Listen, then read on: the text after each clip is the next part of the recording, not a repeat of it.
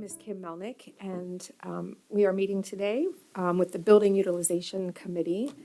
It is 2:10, and I call this meeting to order. I'll entertain a motion to adopt the agenda as presented. So moved. Second. All in favor? Aye. Okay, the agenda is adopted. Okay, are we going to start with you, Mr. Burkle, or? Well, I can start, but I'm not sure what you're looking. Okay, so let me start with what we'd like to do as a committee, and what we're asking staff at this point in the year. And so for right now, the BUC would like staff to review student enrollment, their student enrollment data, and more importantly, trends, to determine if any actions are needed by the school board, so that we are good stewards of tax dollars.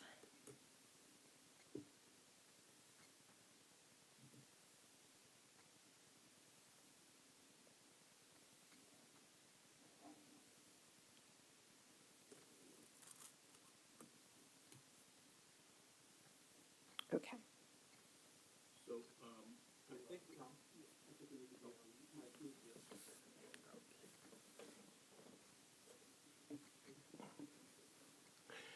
I think that we can do that. We kind of do that normally through our BUC process. And so we'll continue to do that. And if you're looking for something that might be needed prior to the next BUC meeting, which is kind of around the November, December timeframe, if you can let us know, Okay. we'll try to meet that. If there's any information that you need up front, feel free to request it. I might be able to fulfill your requests. Okay. Mostly the student data and just recent trends, just so that we can make a decision, so that we can give staff, what we can let staff know what our intentions are. It's a topic that's been coming up a little lately, and so we'd like to move forward with that. Okay, I think we understand. So I think Mr. Berkelbaum can take us through the recent data, and please correct me for anything that I say that can be more accurate, Ron. But so this is, like you said, typically we're still working on the data up until the November, December timeframe, which is the typical time of the first meeting where we go through very detailed information. But we have enough to be able to give, I'll use the word preliminary. So there will still be improvement in the data as we continue to refine it between now and that next meeting. But it's enough to be able to have a high-level conversation to be able to get, I think, to what you're requesting. Okay, thank you. So it might be helpful for me to explain the table that we just handed out. If you'd like me to proceed with that, I will. That would be great. Oh, just for the viewing public, though, I'm sorry to interrupt. Mr. Callen is also on this committee, and he is not with us today. Okay, we'll make sure he gets a copy of this too. Thank you. You're Thank you, welcome. sir. So on the left side of the table, you'll see historical student membership. And this is where we'll look at the trends. Sorry, I was trying to turn it off, sorry. That's okay. So we'll look at the trends as we go through the year. And so that you can see some of the trends, you can take a look at the left side. Historically, we've looked at 6 years worth of data. 5 years is probably preferable, but we look at 6 years. This year and last year, Dr. Robertson had asked us to begin to look at the ECSE pre-K and CSEP programs and to try to put those in with the forecast as we move forward. So this is really our first attempt at including these. So the left side is broken up into elementary school, middle school, and high school. And of course, elementary school has all the ECSC, the pre-K, and it has some CSEP. Right. And what we did was we pulled all the numbers together to indicate what is happening over the course of time, over the 6 years with those programmatics, as well as we looked at the K through 5 for elementary schools. So you can see the fluctuations that are associated with that. We give you the totals, the subtotal for K through 5. So for instance, in 2025-26, our subtotal for K through 5 is 27,859 students. The ECSC and pre-K as well as CSEP subtotal is 1,565. And then we have a total between the two, the sum of K-5 and the programmatic of 29,424. Our membership declined by 524 students this particular year, and then that's about a 1.85% decline in enrollment for the elementary schools. Middle school set up very similar. We have CSEP only, of course, and then 6 through 8. We started out with the subtotal for the 6 through 8 at being 14,398, which is a little bit less or a little bit more than the previous year, and this is due to the flow of the elementary schools moving into the middle schools. We have 70 CSEP students for a total of 14,468 students. The change for the year was we added 59 students, and that was a 0.4% or 0.4% increase over the previous year. In the high school level, we had 19,755 students that were in 9th through 12th, and we had 141 CSEP students. And then we've had a total of 19,896 high school students. That is a decline of 396 students, or 1.97%. In total, at the bottom, you'll see that K through 12, we have 62,000 students, and the programmatic, we have 1,776 students. Both have declined slightly. So we're sitting at 63,788, which is a 861 student decline, or 1.37%. Now, on the far right side, you'll see what are really very preliminary projections for the upcoming year. So it's laid out in the same format as the others, as the historical side, to make it easy to read. And you can see that we are expecting that the elementary schools will decline by about 235 students, or 0.8%. On the middle school side, we expect the student body to decline by about 87 students, and on the high school side, we are seeing an increase of 234 students. So overall, we're looking at a decline of about 88 students, which is pretty minimal, and it's pretty consistent with what we've seen in the past few years. So is this significantly birth rate, like a decline in birth rate, or is this, because there's a lot of construction still in Virginia Beach, a lot of apartment buildings, more dense houses. Yeah. So I just don't, what do you use to gather those numbers? So what you stated is very intuitive. What is happening is that we're seeing a 5% decline, a trend of 5% decline in birth rates over the course of each year, and then out of the births that do occur in Virginia Beach, approximately 78 to 80% of those births actually become kindergarten students. So there's an attrition level not only at that level, at the birth rate level, but also at the conversion level into kindergarten. Yeah, and we do have some new housing that is happening in the Virginia Beach area. We see a lot of apartments going up, and I've made it a point to go in and talk to the apartment managers. And what we're seeing is that while the apartments are filling very quickly, they're filling with non-parental type of people. So and that trends very closely with the Census Bureau's findings. In that, what we're finding is that the most births are occurring at the age of between 30 and 40, and most of those people already have their homes, they've built their careers, they've gone to school, and so it's not until later in life that they give birth, and of course the families are much smaller because of the age associated with them. Yep. I just had a quick question just for clarification. Just want to make sure I heard what you said correctly. You mentioned that 70 to 80% of the births in Virginia Beach end up becoming kindergarten enrollments. Is that what I heard you say? Yes, sir. And we get our data from the Virginia Department of Health, and it's actually 78 to 80%. 78. Yeah, Okay. it kind of fluctuates between those two. So that means just like 20% ish relocates from Virginia Beach or something like that. Is that, or they go to private school or? Yes, both. Oh, Okay. and sometimes they're home taught as well.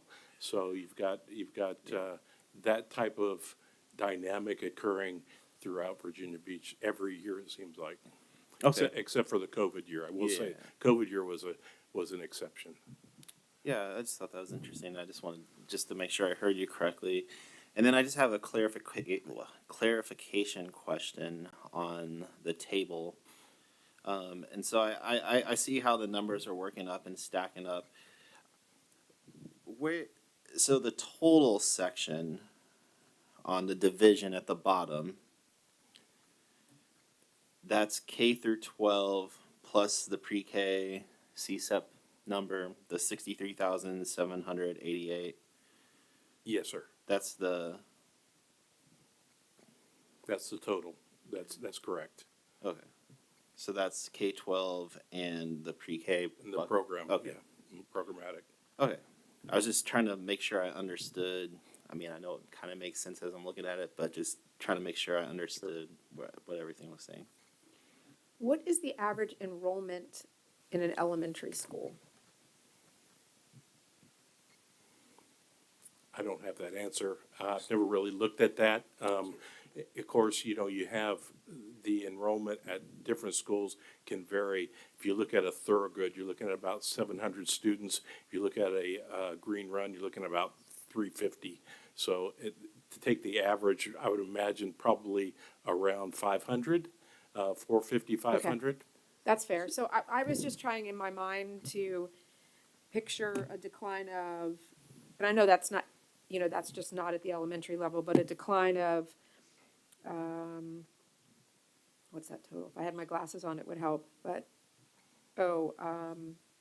861. So that's more than an elementary school. That's what I was trying to picture, like, population-wise. So the 861 is K through 12. It is K through 12. Yeah, I did, and I plus, did. Plus your programmatic. Okay. But on a whole, though, elementary is down 524. Yes, So ma'am. that's an average elementary school size. That's kind of where I'm just thinking a little broader, that's all. Okay. And so I guess with the ask that you had, are we gonna, is part of that looking at the schools and specifically with the enrollment decline? Is that part of what we were? Yeah, that's what asking I'm for wondering. with the Yeah. initial ask, okay. I mean, We do have the 1 year projections for the schools, if you feel like that might be helpful. I've got them for elementary, middle, and high school. If you would like that data, we've got that. I think mine was just a little broader. It was like, okay, we're down 861 total. And that's pretty much what we've just asked you to do is figure this out. I mean, are we looking at closing a school? I don't know, but I think that's what we've just asked you to do is figure that out for us so that we're using our assets properly. Okay. So I think what I just heard was the request is for staff as part of this year's BUC process is to evaluate what might be feasible related to closing a school. Are you good with that? yeah, just looking and seeing, Yeah. seeing where the numbers are declining in specific areas, as we know we have underutilized buildings and whatnot. So just diving deeper. Don't need it right now, but And it's a trend actually we Yeah. really haven't had to deal with. When I started teaching in 1990, we were bursting at the seams. I mean, I started at Glenwood Elementary with a brand new school and 25 portables in the backyard. So, this isn't alarming, but is it enough to do something? So I think, yeah, that's what we're asking.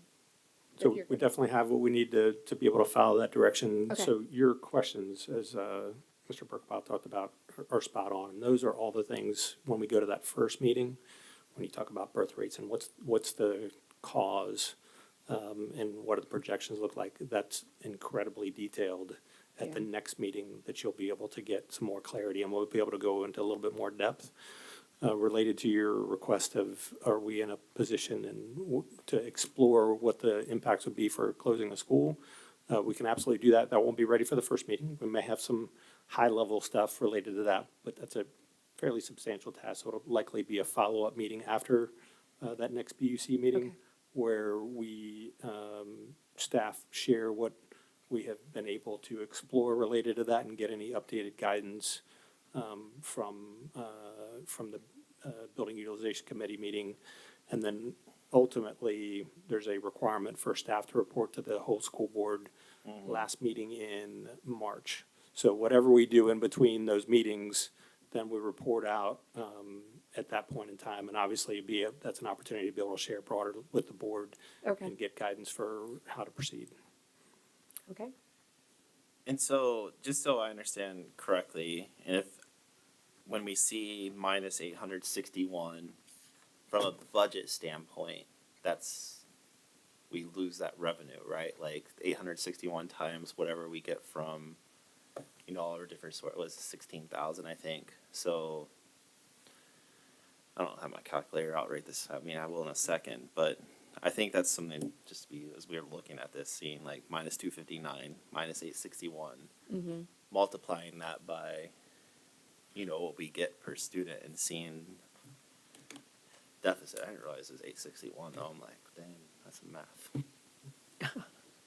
Yeah, I mean, it's a place we've never been before, not in my lifetime in Virginia Beach. From the 70s on, we've never closed a school other than Bayside, sixth grade campus, We did. Plaza. We closed Plaza. Yes, in 2009. That's Plaza true. Elementary We School did. was closed. And we also have continuously, to your portable point, gotten rid of portables, Right. over 300, equate to roughly 7 or 8 elementary Right. schools, so, Okay. yes. Yeah. And so that's why this is really important, because if there is a building that we don't need to continue, to pay for really, then we need to be smart with our money. CIP is an issue, so we want to be smart. And those are other elements that'll, Mr. Burkebile will be able to share in great detail, which he has at the previous meetings as well. But the comparison that you have about, all right, what is the stable declining enrollment? What has that meant as far as our usage over time? And he will go through the buildings that have been closed and significantly the portable piece, because we peaked out at well over 400 portables back in the peak, and there was a recognition back in the late 90s because we had demographers that were available that when the school division was still on thoughts of, hey, we're expanding, and the demographer stepped in and said, that's going to change. And it did, as predicted. So a lot of those solutions at that point in time, like you said, were through portables rather than building more schools. It was Yeah. add portables to the schools that already exist. So I know there's been discussion with other local divisions about what they've experienced and the number of buildings that they're talking about closing. What has happened in Virginia Beach over time is recognition, doing the math, and then making decisions over decades for how to smartly reduce assets. And as what's being shared right now is what's the next step and be able to smartly reduce our assets and Okay. potentially being able to do it at a building level rather than just at portable levels. Okay. Would it be useful if we shared the policy 514 with you? Because what we do is we try to build these scenarios around policy 514. I've made copies for you if you're interested. Absolutely. Anytime we can. Anytime you got policy. Anytime you got a copy of something, we'll take it. Yeah.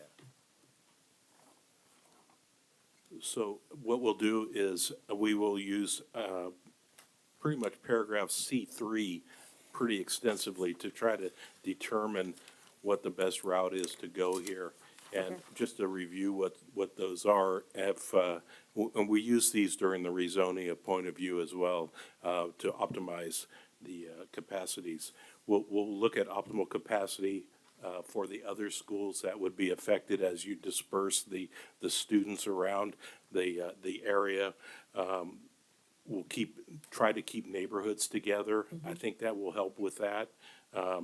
We'll also try to look at the long-term. What are the long-term implications associated with with closing a school? Any construction considerations? Probably there won't be any unless we have to do something similar to a tri-campus where we'd have to add a room or two to a building. We'll look into that. And we'll try to realign the middle school and the high schools as needed for the closure to accommodate the students, so they're consistently going with the same students through the ranks. And we will communicate with transportation to make sure that we're not increasing a carbon footprint beyond, a reasonable amount. And then the costs associated with the various options will be considered, and the impact of the enrollment changes upon the offerings at the different schools. So, for instance, some schools have ECSC, some don't, some have pre-K, some don't, Yeah. et cetera, and the desire to redistrict the students. I mean, the ultimate goal really is to ensure that these students get the best education they can possibly get, and that's what we'll be looking at to do based upon these principles. Okay. I'm not even gonna ask, I can look at the data and say, I mean, at what level? I'm not even gonna, I don't want to even put anybody on the spot, like, what are we talking about, elementary, middle, or high school? But, I'll wait for that. Okay, Yeah, thank you. yeah. We'll include that in the analysis, Okay. and so if we share something in a category, we'll talk about the plus and minuses of why that is identified over other categories of schools. Okay, fair enough. All right. Well, then that brings us to, is at the very end, is that where we are? Yeah, identifying the next meeting date. And I yield to you all.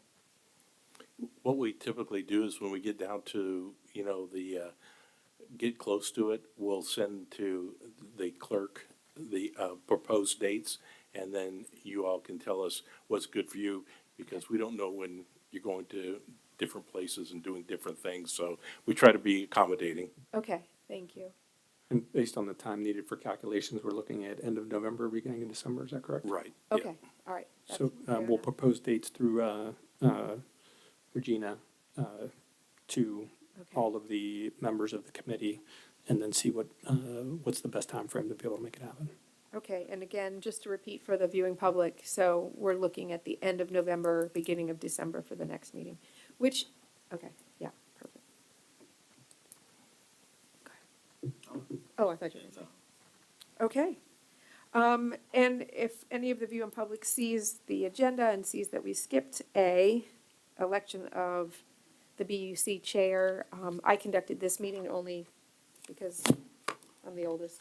But Mr. Callen was not here today, so we will wait until he comes back and we will complete item A, election of BUC chair, first at the next meeting. And with that, we are adjourned. It is 2:34.